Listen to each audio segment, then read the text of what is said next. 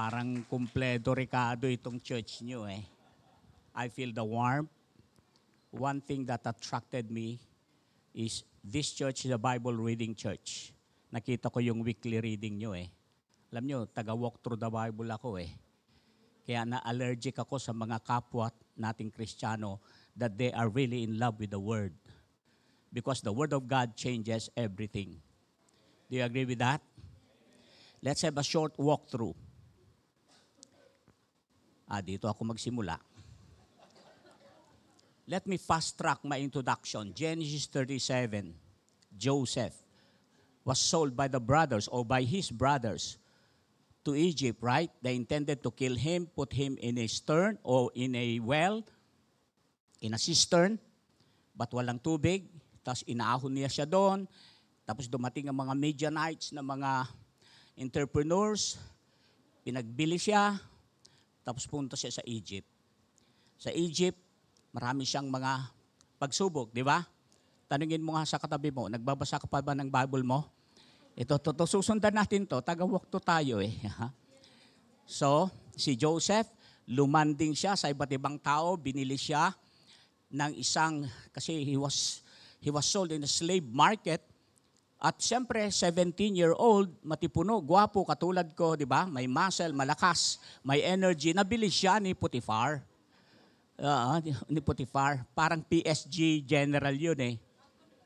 So, ang ginawang alipin, pero napagbalingan siya ng masama dahil kay asawa niyang si Potiphar. Yung asawa ni Potiphar, anong pangalan niya?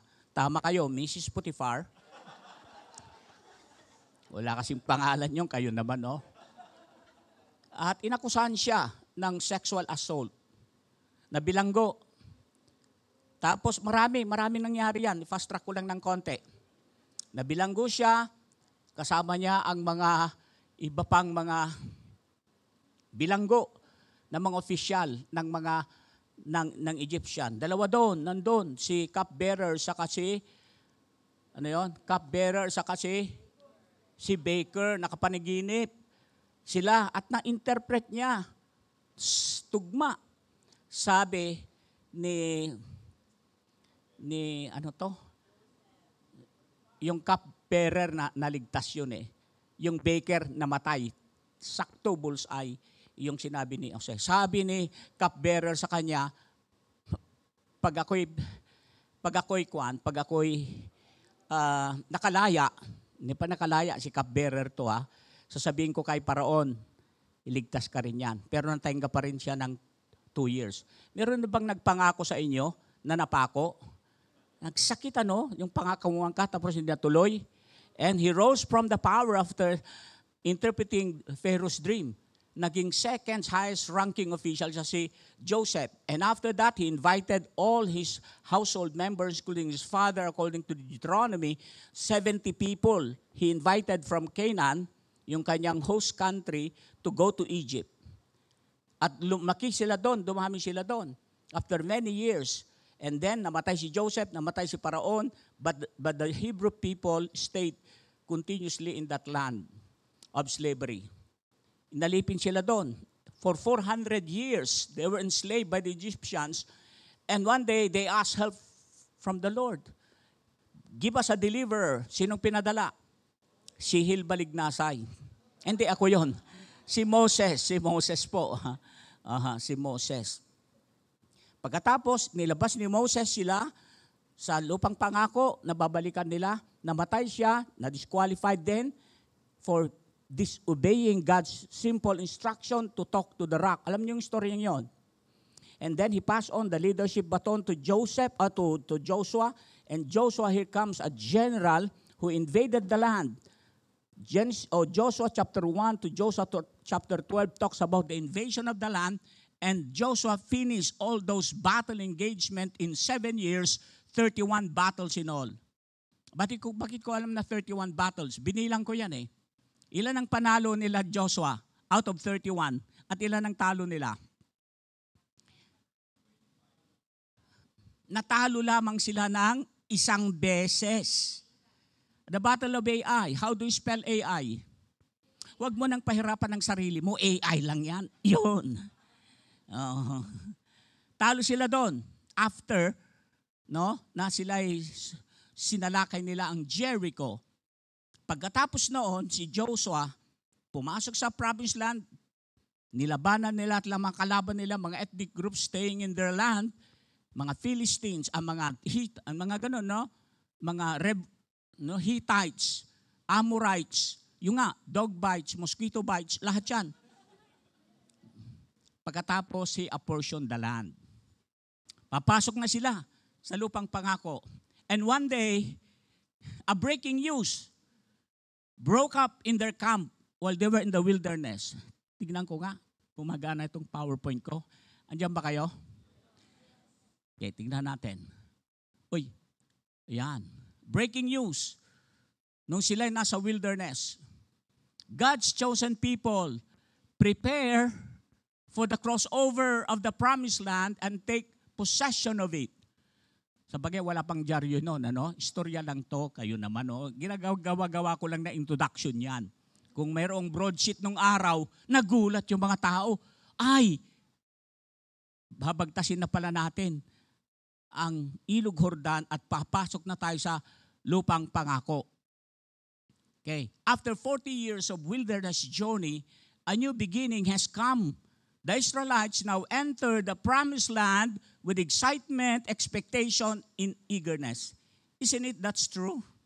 Pag tayo nahaharap ng isang exciting event na hindi pa natin alam, talagang yung puso natin kumakalabog sa excitement. What are the things in the Lord's that you got excited about? Sino dito ang malapit ng ikasal? Yan, matindi yan. Ikaw, congratulations ha. Congratulations both ha. Kailan kayo kakasal, mga anak? Ang tagal. And I will pray for that, ha? Di ba? O yung asawa mo, mga anak. Nako, those are exciting things talaga, mga kapatid. Sila, they now cross the Jordan River, mga kapatid. Ayan ang picture niyan. Kasi nandun sila, ipakita ko yung mapa, ha?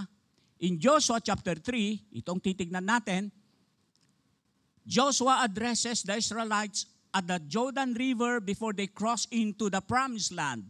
He instructs them to follow the Ark of the Covenant carried by priests into the river, promising that the water will be miraculously parted. This event signifies their transition from wandering in the desert for 40 years to possessing the land God promised them. Ito po yung mapa. Galing sila doon sa eastern part ng Jordan. Doon sa red na yan ay, ano yan? Ano yan? Baka mahuhulog ako rito. Mount Nebo. Aha!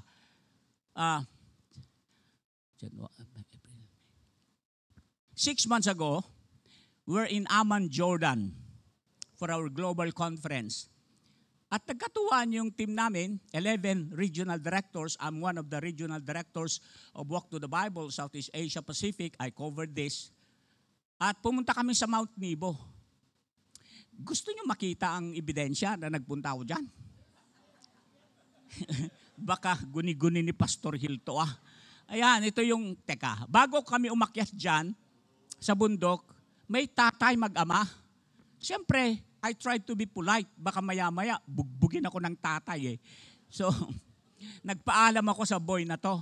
Ay sa tatay, can we have a picture with your son? So cute, so handsome. Ganun ba? Alam mo, mga Pilipino, buladas talaga Sa tatay ko mga ganun naman. So, tapos, binigyan ako ng gift, yung kefiye, ang tawag dyan, yung Jordanian na national head carp nila yan. Kaya yan. Ako yan. Pero hindi, Pilipino, plastado yung ilong Ito po, umakyat po kami sa Mount Nebo. Yan, yung marker sa tuktok ng bundok ng Nebo. Alam nyo, very emotional po yan. Talagang iyak ako ng iyak dyan. Nandyan si Moses Di ba? Hindi siya nakapasok sa lupang pangako, nakita lang niya. And I took a picture. I suppose ito yung nakita ni Moses noon. Nung pinakita lang ng Panginoon, yung view, hindi siya nakapasok. Gusto yung makita? Pinicturean ko yan Yan yung plains. Sabi ko, ang ganda naman. 360 yan Makita mo yun. They were there. Pagkatapos noon, lumapit-lapit sila sa Jordan River, mga kapatid. Yan, pumunta na sila doon sa lugar na yan. Nakita nyo yung green na arrows dyan. At yan ay babagtasin na nila. The Jordan River crossing marks a turning point, symbolizing the end of their wilderness wandering and the beginning of their conquest of Canaan. In other words, this is a breakthrough for them that they waited for years that God will bring them back into the promised land. Ito nang mangyayari, mga kapatid. The miracle also serves to establish Joshua as the new leader of the Israelites, confirming his authority after Moses. Cross over and you will see. Yan ang title ng ating umagang sermon. Sabihin mo sa katabi mo, cross over and you will see. Kasi marami sa atin hindi maka-cross over eh. They are stifled to stand up and walk. Sabi ng Panginoon, cross over na kayo. Sabi mo nga sa katabi mo, cross over ka na kapatid. Yung mga problema mo nakaraan eh. Those things are holding you back. Grabe, oo. Maybe it's a career issue. Diba? Or relationship issue. Ang hirap eh. Financial issue. Grabe. Those things are holding us back, mga kapatid, not to move, not to stand, not to move forward. Sabi mo sa katabi mo, starting today, you will experience breakthrough in your life. Kaya sabi mo sa katabi mo, makinig ka. Cross over and you will see. Joshua chapter 3. The phrase cross over and you will see often refers to a transition or journey where a change is in perspective or situation leads to a new understanding or experience. O nga, hindi mo makikita riyan kung hindi ka nag-move, hindi ka tumawid. Marami nandito pa rin sa other side of the Jordan, so to speak. Dito. Bakit ganyan ang tingin nyo sa akin? Marami kayo hindi naiwanan talaga. Sabi mo sa katabi mo, mag-move on ka na kapatid. Stretch your hand with emotional gesture. Kapatid, mag-move na tayo. Mag-move on na tayo. Biblical and religious context, give you this shortly. Crossing the Jordan River. In the Old Testament, the Israelites crossing the Jordan River marked their entry into the promised land after wandering in the wilderness. This crossing over signifies a transition from hardship to a land of abundance and fulfillment. Can I hear amen to that? Unless you stand and move forward, you will cross over, you won't see God's miracle in your life. You can experience breakthrough in your life. What would it take?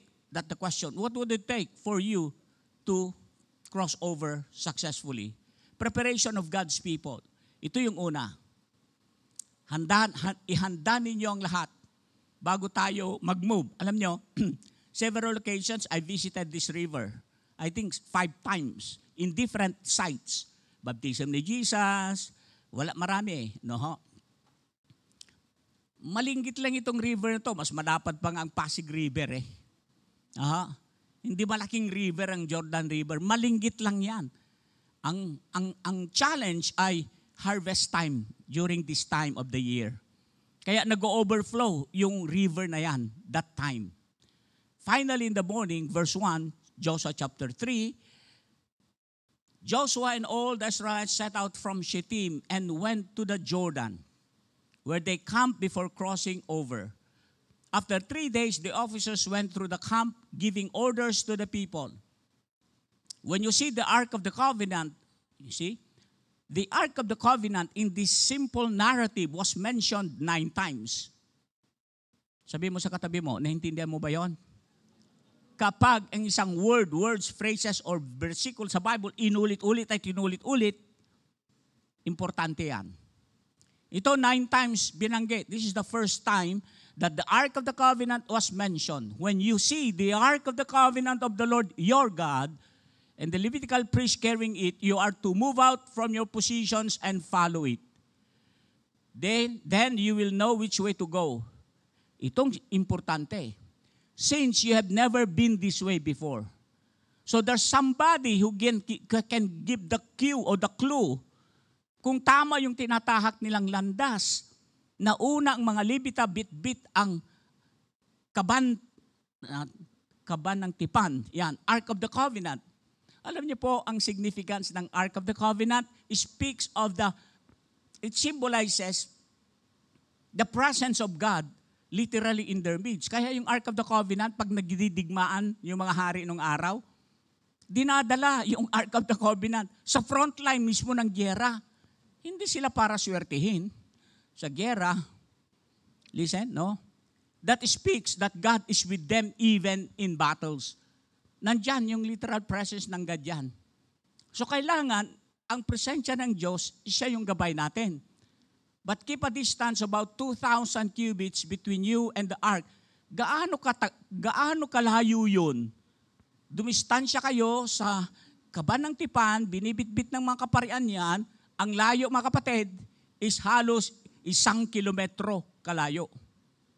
Imagine niyo ang 1 kilometro mula dyan sa Ortigas. Aabot ba yan ng BBSI? Hindi naman, no. Ganun kalayo. Sabagay malayo pang BBSI, doon pa sa bando ron, ano. Sambang direksyon ko, doon. Basta doon, 1 kilometro ang agwat nila. Ang layo niyan, no? Yung about 2,000 cubits, that's equivalent to 900 meters. No, 100 meters na lang, 1 kilometro na yan. Joshua told the people, consecrate yourselves, for tomorrow the Lord will do amazing things among you. In order for us to cross over safely, sabihin mo sa katabi mo, you should prepare. You should prepare. Hindi yung aandap-andap, lulugo-lugo. Kailangan maghanda kayo na may excitement ang puso natin. So Joshua said to the priests, hindi lang mga tao, mga priests din, take up the Ark of the Covenant, second mention yan, and pass on ahead of the people. So they took it up and went ahead, nauna sila.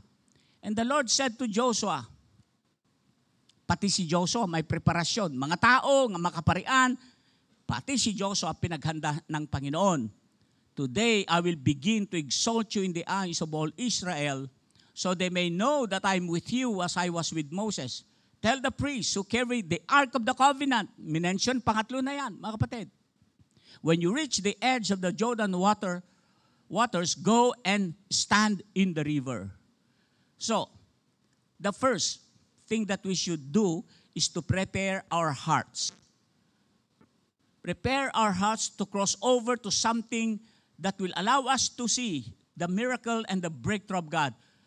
Then, they followed the Ark of the Covenant. Then, they consecrated themselves. And then, they remembered God's presence. How about sa mga problema natin na gusto nating tumawid na at limutin na ang mga mapapait at masasaklap na bagay katulad nila, yung pagkaalipin nila ng 400 years, mga kapatid, 430 years to be exact. Ang hirap nun. Ikaw kapatid, ano yung gusto mong tawirin? Ano yung gusto mong iwanan pala? Tanungin mo sa katabi mo, gusto kong iwanan ng aking boyfriend. Hindi naman ganun yon. Aking girlfriend, walang silbi, hindi naman ganun. Gusto na iwanan ng, ano yung mga pasakit na naalala nyo tuwi na nagpapahina at nagbibigay sa'yo ng discouragement tuwi na, no? Pag maalala mong mga ito, iwanan mo na yan at tumawid ka na sa ilog Jordan mo at makita mo ang gagawin ng Diyos dyan. How are you preparing your heart to see God's miracle and experience breakthrough? Number 2, proclamation of God's presence. As we cross over, and you will see God's wonderful miracles. Mga kapatid, we need to embrace God's Word. Tanungin mo sa katabi mo, nagbabasa ka pa ba ng Bible mo? Just to check lang, hindi ko kayo pinapahiya rito, ha? Ginagawa ko ito eh.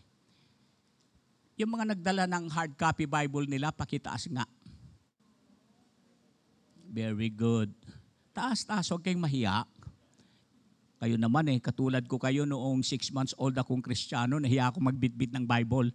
Pero ngayon, sino rito ang Bible nila ay nasa electronic? Ayan, ayan. Sino rito ang memorize niyang Bible niya kaya hindi na siya nagdala ng Bible dito? Ganyan, yung seminaryong ng galingan ko, kapatid, huwag kang pumasok sa classroom na hindi mo dalang Biblia mo. Kasi pinapalagay ng teacher na memoryado mo ang Bible. Kaya pag sinabing basahin mo ang Deuteronomy chapter 1, ibig sabihin, i-memorize mo yan. Wala kang Bible eh. No? I love my Bible. Do you love your Bible? Proclamation of God's presence. Joshua, verse 9, said to the Israelites, come and hear and listen to the words of the Lord your God. Here now is the final instruction. This is how you will know that the living God is among you and that He will certainly drive out before you the Canaanites, the Hittites, the Hivites, the Perizzites, the Girgashites, Amorites, and Jebusites. Mga ethnic tribal group that they are in the land. See, the Ark of the Covenant, again, the Ark of the Covenant is mentioned there. Of the Lord of all the earth will go into the Jordan ahead of you. Now then choose 12 men from the tribes of Israel, one from each tribe. Tribes of Israel, one from each tribe. And as soon as the priests who carried the Ark of the Lord, another mention ng Ark of the Covenant, the Lord of all the earth, set foot in the Jordan, its waters flowing downstream, will be cut off and stand up in a heap. There is a big breakthrough in the lives of these people that they want to hear God's word. No? And Joshua, the new leader, invited the people to listen to God's word carefully so that when they do the crossover, their hearts are prepared for the things that God wants them to do and to obey. The living God assures them of victory. Because, alam mo yung living God na yan, importante yan eh, na description ng Panginoon nila, na Panginoon natin. Sabi mo sa katabi mo, kapatid, ang Diyos ay buhay. Sasabayan tayo, gagabayan tayo sa pagbagtas ng buhay natin sa susunod na yugto ng buhay natin. Hindi tayo pababayaan. Hindi niya sinaming bahala kayo sa buhay ninyo, matatanda na kayo. Hindi. Kaya ginabayan nga sila ng Ark of the Covenant nandun. Ginabayan sila mga kapatid ng salita ng Panginoon para magkaroon sila ng malakas na pagtitiwala sa Panginoon pagkatapos na nila'y tumawid. Maalala nila that the Lord of all the earth shows them a miracle. Ano yung miracle na yon? Yung pag-dried up ng Jordan River, mga kapatid. The third way in which we can cross over successfully and we will see and experience miracle and great breakthrough in our lives is the proof of God's power. Naipakita yan, yung ebidensya ng kapangyarihan ng sa Panginoon. Verse 14. So, when the people come to cross the Jordan, the priest carrying the Ark of the Covenant, inulit-ulit yan, went ahead of them. Now, the Jordan is at flood stage all during harvest. Yet, as soon as the priests who carried the ark reached the Jordan and their feet touched the water's edge, the water from upstream stopped flowing. Sabi nga ninyo, wow. Dagdagan nyo pa, para wow, man. Isipin ninyo, yan harvest time yan eh. Talaga naman, nag-uumapaw ang katubigan dyan sa ilog na yan. Noong ang mga kaparian, sila ay tumawid at nasa bandang gitna, na-trap. Alam niyo po, there are 3 bodies of water to Israel. Yung bandang north ay ito yung tinatawag nila na Sea of Galilee. Yung Sea of Galilee may 3 pangalan sa Biblia yan. Ang pangalan niya na isa pa, Sea of Galilee, Sea of Tiberias, at saka Lake Gennesaret. 3 pangalan pero they refer to one place, Sea of Galilee. Sa tuktok ng Sea of Galilee, merong bundok doon, Mount Hermon. Yung tuktok ng bundok na Hermon, may yelo yun eh. All year round yun. Kapag natunaw yun, bumababa ang fresh water dito sa Sea of Galilee na to. At merong river flowing southward. No? Tapos mayroong isang river dyan, ang pangalan niya ay Dead Sea. Patay na kuko, patay na dagat. It is the lowest point, 1,000 feet below sea level. Pag bumababa kang ganon, yung tenga mo, several times I visited Dead Sea. Totoo, hindi ka lulubog. May picture nga ako dyan. Gusto nyo makita? Nagbabasa ako ng dyaryo Hindi ako lumulubog. Basta alam mo yung technique. Baka matalsikan yung mata mo at delikado. At sinabi ng kaibigan ko, Pastor Hill, itong technique. Pag nagsisim ka dyan sa Sea of Galilee na yan, at natalsikan ng tubig yung mata mo, salty yun. Huwag mong irab. Huwag mong irab, delikado yun. Mabubulag ka pa minsan. Umiyak ka lang, umiyak ka. Parang let your tears wash the salty content. Kaya ang gawin mo, mag-isip ka ng mga malulungkot nangyari sa buhay mo para iiyak ka. Para maiiyak ka talaga Para iluwan niya yung natapon sa mata mo. Inisip ko talaga yung biyanan ko And then, sorry, mahal ko yung aking biyanan. Nag-birthday lang siya kahapon. Si nanay, naglalagay ng peanut butter sa tinapay ko kanina. Salamat po. 89 din si nanay Kaisdad ng aking mother-in-law. Oo, kabe-birthday lang niya kahapon. 89 years old. Magandang istorya niyan. Believers sila, short lang po. Noong unang-unang panahon, siya yung treasurer ng simbahan namin na Word of Life, na malinggit lang sa probinsya. Nag-Bible school ako. Siya yung nagbabayad ng 40 pesos tuition fee ko kada buwan. Mura lang naman ang Bible school noon BBSI, mahal na, di ba? Siya yung treasurer noong araw. That was when she was 40 years old. Ang tagal na pala akong nag-aral. Parang 45 naman siya. Hanggang nakita ko yung anak niya, si Emily, yun, nakurso na dahan ko at pinag-pray ko. Kaya nagpakasal kami. 43 years na po kaming kasal ng aking asawa. Yan. So, yun ang dito sa Sea of Galilee, o Dead Sea, walang outlet yan. Walang outlet yan. May lesson akong babanggitin Sana, sabi mo sa katabi mo, sana Sea of Galilee ka. Hindi ka Dead Sea. Kaya yung Sea of Galilee, giving out Fresh water yan Kaya ang daming plapla rito. St. Peter's fish. Dito sa Dead Sea, wala. Zero. Walang nabubuhay na isda dyan. So, noong tumawid ang mga kaparian,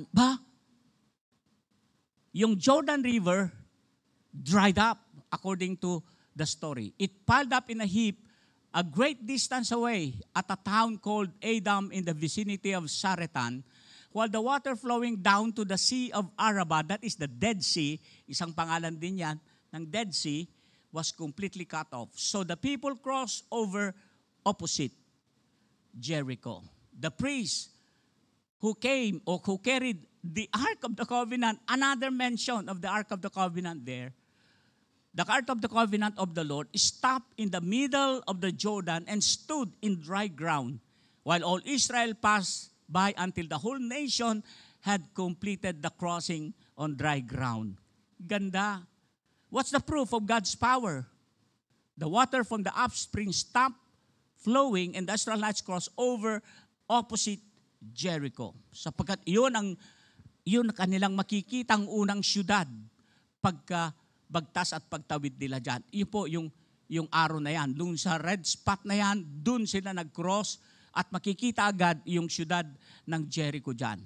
The whole nation had completed the crossing on dry ground. Tignan ninyo, the narrative itself shows that God is so powerful na kaya niya tayong tulungan sa pagtawid sa iba't ibang landas ng buhay. Sabi mo nga sa katabi mo, naintindihan mo ba yon? Kung wala ang Diyos at presensya ng Diyos, wala tayong silbi. Hindi tayo makakatawid dyan. Unang-una, magkakagulo tayo. Saan dyan? You have never been in this place. That's why you need the presence of God as we traverse the other side of life so you can cross over on the other side. Yan po yung tatlo na mga bagay-bagay kung gusto nating makatawid at makita natin ang Panginoon ay kikilos na makapangyarihan. Sabihin mo nga ulit sa katabi mo, kapatid, simula ngayon, limutin mo na ang mga masasaklap na nangyari, the other side of your Jordan. I'm not spiritualizing, mga kapatid. Mga bagay dito. Isipin mo, maraming namatay sa kanila. In fact, sino rito ang 20 years old and above? Sige nga, taas ang kamay nyo. Maski ngayon ka lang araw, honest. Sinong 20 years old? Yan, makita ninyo, kung kayo ay kasama sa ilang, kayong 20 years old and above, mamamatay kayo sa wilderness. 20 years old below lang makapasok. Except si Joshua at saka si Caleb. Imagine that, mawalan ka. Ito na yung promised land, Panginoon, na gusto naming tignan. Sana nandito si nanay ko. Sana nandito tatay ko, lolo ko, lola ko, auntie ko, uncle ko. Wala eh. Namatay sila sa ilang because of disobedience. This is a cross-reference in 1 Corinthians chapter 10. No? We should see the example of our forefathers that their hard-headedness, their hearts are full of unbelief. That's why they were being judged. Sabi ni Paul, huwag niyong gayahin yung mga ninuno ninyo. Masakit yun, di ba? Ang mga younger generations, nakatawid sila ng ligtas. At dala-dala nila. Kaya nga importante ang sabi ng Panginoon kay Joshua. Joshua chapter 1 verse 8. Joshua, this book of the law shall not depart out of thy mouth, but thou shalt meditate therein day and night. And Deuteronomy, even Moses himself, na hindi siya nakapasok, keeping on instructing the new generations to enter the land. Ang sinasabi niya, remember God. You know, the motive of Deuteronomy is do not forget God. Ang dami niyan, remember God. Israelites, my brothers and sisters, remember God. When you finally cross over to other land, to the other side, remember God. Don't forget God. You find there wells that you have not dug, trees, fruit-bearing trees that you have not planted, at ang dami nilang mga kahayupan na hindi nyo inalagaan. You will be celebrating the goodness of God. Please, sabi ni Moses, remember God. Sabi mo sa katabi mo, remember God. Remembering God is one important factor sa atin as we traverse to the other chapter of our lives. And we see the proof of God's power. Cross over, and you will see. Sabi mo nga sa katabi mo, cross over, and you will see. Okay? Ito ang ating, nabura na. Ayan. Meron po tayong kwan dito. Let me see, kung nakuha pa yan. Yung 2 questions. But let me ask you this. Simple questions. Are you willing to leave behind all those things that hinders you, all these things that hinder you and distract you from crossing over to the other side? So that in another chapter of your life, you will see how God wonderfully worked. Isn't it that's nice? Isn't that a beautiful experience? Marami tayong mga pasakit, maraming mga iyak, marami tayong mga pasanin, suliranin na nakaraan. Marami yan maraming klase. But when we begin to cross over into the land that God has promised us, well, anyway, the promised land is for them. Hindi naman tayo pupunta sa promised land ulit. Our promised land, I believe, in heaven. We are journeying to that, mga kapatid. But I do believe you will see God's wonderful miracle if you surrender your entire life to the Lord and cross over with the presence of God, inspiring us, motivating us, and guiding us. What personal steps would you take to cross over successfully so you can experience breakthrough and miracle in your life? Number 2, in what way can you contribute to Lifeway Church to cross over successfully in order to experience breakthrough and miracle in your congregation? The first one, in your life and family. The second one is in your community or church. Can I invite everyone to just bow their heads in prayer? Loving Father, we humble our hearts before you. Thank you for your word. Thank you for the power to change us. Thank you for the light of the Holy Spirit that allow us to understand your word so your word can continue to resonate in our hearts, that we may learn so that we can experience deeper transformation in our lives. We ask this in Jesus' name. Amen and amen.